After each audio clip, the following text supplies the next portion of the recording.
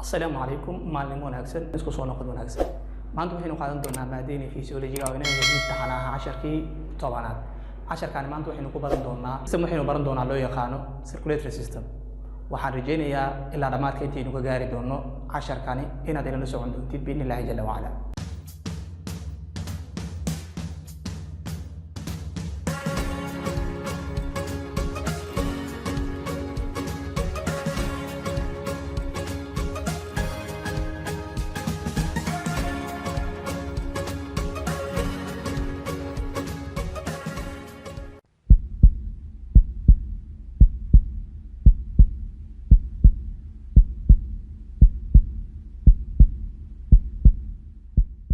systemic physiology casharkii saddexaad aynu ka qaadan doonaa qaybtani waxa uu noqon doonaa cardiovascular systemkani waxaa kaloo loo yaqaanaa cardiovascular system, vascular systemkani waa organ system, waa system xubneed kaasoo inta badan fuliya dhiigga in circulation lagu sameeyo iyo gudbinta nafaqooyinka hawooyinka isbedelay in lagu gudbiyo dhammaan jirka.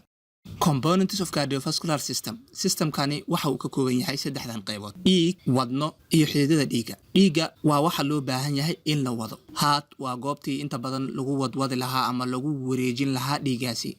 Blood vesselskana waa xididadii ama qaadayaashii qaadi lahaa dhiiggaasi geyn lahaa goobihii loogu talagalay. goob ka mid ah wadnaha ka qaadaya geynayana goob kale haddana ku soo celinaya. Functions of cardiovascular system, shaqooyinka uu qabto systemkani waxa uu qabtaa shaqooyin dhowr ah ay ka mid yihiin kuwani ee halkan ku xusi doono. Waxa uu gudbiyaa nafaqada iyo dheecaamada. Remove waste products, waxa uu qaadaa ama uu jirkaba ka saaraa wasaqda. Gases exchange, hawo bedelka ayuu ka qayb qaataa. Immunity-ga, jir difaaca ayuu qayb ka yahay. Blood vesselska oo ah xididada dhiigga waxay gudbiyaan dhiig, waxay qaadaan oxygen iyo carbon dioxide, sidoo kale waxay qaadaan nafaqada iyo wasaqdaba. Wadnaha wuxuu bambeeyaa ama soo tuuraa dhiigga uuna ku soo tuuraa xididada dhiigga. shaqooyinkan aynu halkan ku xusnay waxa ay qayb ka yihiin shaqooyinka uu qabto cardiovascular systemka, waana shaqooyinka intooda badan ugu muhiimsan ee ka qaybta ah shaqooyinka ay qabtaan cardiovascular systemka. Circulation, wareegana laga hadlayo marka waxa loo qaybin doonaa oo dhiigga lagu wareejiyo ama systemkani uu magaca uu qaato oo ah circulatory systemka. Circulationkani waxa uu qaybsami doonaa saddexdan qaybood: qayb loo yaqaano coronary circulation, qayb loo yaqaano pulmonary circulation iyo qayb loo yaqaano systemic circulation. qayb afraad ayaa jirta balse waa rare, ma ahan common. waxaa loo yaqaanaa iyadana fatal circulation. Coronary circulationka waa the circulation of blood within the heart, waa wareega lagu wareejiyo dhiigga wadnaha dhexdiisa ayaa loo yaqaanaa coronary circulation. Pulmonary circulationna waxaa weeye the flow of blood between the heart and lungs, dhiigga in lagu wado ama uu ku qulquloba inta u dhaxayso wadnaha iyo sambabadaba. sambabka la geeyay laga soo qaado wadnaha la keeno, wadnaha laga qaado la geeyay sambabka. Systemic circulation waa circulationka saddexaad ama kinds of circulation marka laga hadlayo waa qaybta saddexaad. Circulationkana waxa uu qabtaa the flow of blood between the heart and the cells of the body, unugyada jirka iyo wadnaha ta u dhaxaysa ayuu maraa dhiigani. waa dhiig ka imaada marka wadnaha soo gaara cellska laga qaado la geeyay wadnaha. Circulationkana waxa loo yaqaanaa systemic circulation. wadnaha waa xubin afar qol leh ama afar qaybood leh, taasoo ka samaysan muruq lagu qiyaaso cabirka kuuska gacanta. Locationka goobta uu ku yaala wadnaha wuxuu ku yaalaa saddexdan goobood. Superior surface of diaphragmka qaybtiisa kore ama oogadiisa sare ayuu ku yaalaa. Left of midline, jirka qaybtiisa bidix bartamaheeda ayuu ku yaalaa. Horaadka lafdhabarta horteeda ayuu jiraa, wuxuuna dambeedka ka jiraa lafta loo yaqaano sternumka oo ah lafta feeraha isku haysa. shaqooyinka uu qabto wadnaha waxa uu dhaliyaa blood pressure-ka, cadaadiska dhiigga. waxa uu routine ku sameeyaa ama uu maamulaa blood dhiigga. wadnaha wuxuu kala saaraa labada circulation ee kala ah pulmonary circulation iyo systemic circulation. waxa uu xaqiijiyaa wadnaha one way blood flow, in dhiigga uu socdo hal wado haddii la tuurayo ama haddii la soo qaadayaba. wadnaha wuxuu leeyahay valves oo ay ka mid yihiin aortic valve, pulmonary valve. dhammaan waxa ay qabtaan marka in ay xaqiijiyaan qaybtan ee shaqadan ee ah one way blood flow. Regulating blood supply, quudinta dhiigga oo jirka qaybihiisa kale in lagu quudiyo ama loo qaybiyo in la maamulo. shaqadaasina waxa ay qayb ka tahay shaqooyinka uu qabto wadnaha. dhiigga waxa uu ka samaysan yahay unugyo loo yaqaano blood cells iyo plasma oo ah dareere. unugyada waxaa loo qaybiyaa saddexdan qaybood oo kala ah erythrocytes oo loo yaqaano unugyada dhiigga cascas, red blood cells-ka. Leukocytes oo loo yaqaano unugyada cad ee loo yaqaano WBC. thrombocytes oo iyagana loo yaqaano plateletkii oo ah kuwa inta badan ka qayb qaata xinjiroowida dhiigga. Plasmana waa fluid portion, waa qayb dareere ah. 90% waxaa la sheegaa in ay ka samaysan tahay biyo.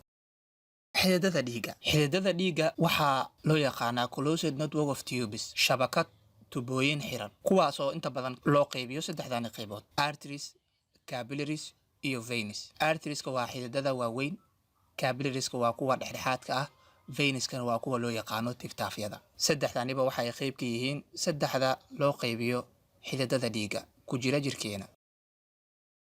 qaybaha loo qaybiyo xididada dhiigga waxay isugu yimaadaan saddex kalaas ama saddex qayb oo aad u muhiim ah. kuwa loo yaqaano arteries and arterioles, kuwaasoo ay tahay shaqadooda inay ka qaadaan dhiigga wadnaha. veins and venules, kuwaasoo iyagana ay shaqadooda tahay xididadaasi in ay dhiigga u keenaan wadnaha. capillarieska waxa ay qabtaan ama ay ogolaadaanba in nafaqooyinka, wasakhda iyo hawooyinkaba la isku bedelo, oo ah exchange of nutrients and wastes and gases, isku bedelka nafaqada, hawada iyo wasakhdaba. hal mar aynu fiirino anatomically structure of the heart. wadnaha anatomy ahaan qaabku u samaysan yahay. wadnaha waxa uu qaybsamaa laba qaybood oo ah dhinaca midig iyo dhinaca bidix, oo ah right sided iyo left side. valvayaasha soo xiga qaybta midig waxaa ka mid ah valve loo yaqaano pulmonary valve, valve loo yaqaano atrioventricular valve oo dhinaca right-ka soo jiro, ama waxaa kaloo loo yaqaanaa tricuspid valve. valvayaasha dhinaca bidix jirana waxaa ka mid ah aortic valve oo ah valvihii aortaha, iyo left atrioventricular valve oo loo yaqaano bicuspid valve.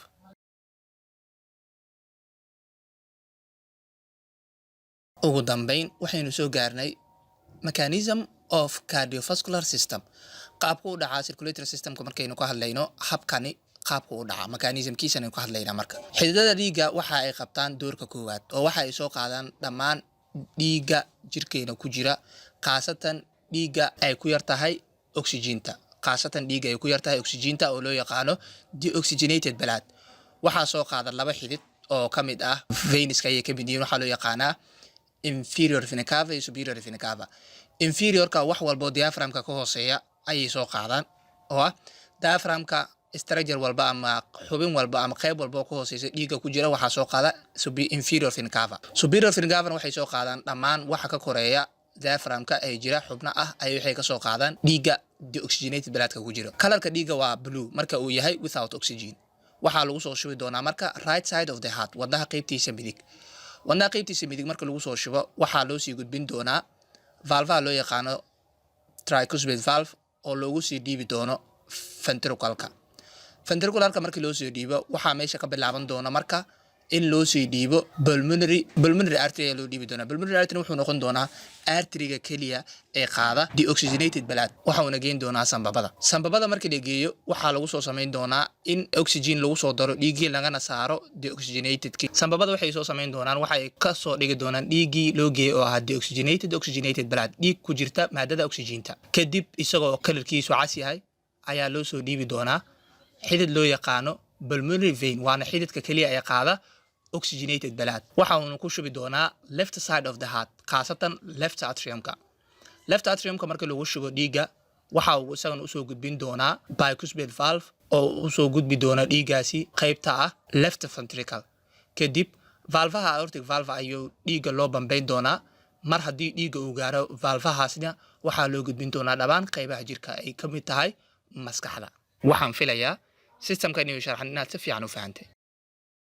waxaa halkaa inooga eg casharkeenii maanta. haddii ay jiraan su-aalo ama oraah aad inala wadaagaysid inoogu dhaaf qaybta hoose ee commentiga. casharka xiga intaynu ku kulmayno waxaan idinkaga tegayaa assalaamu calaykum.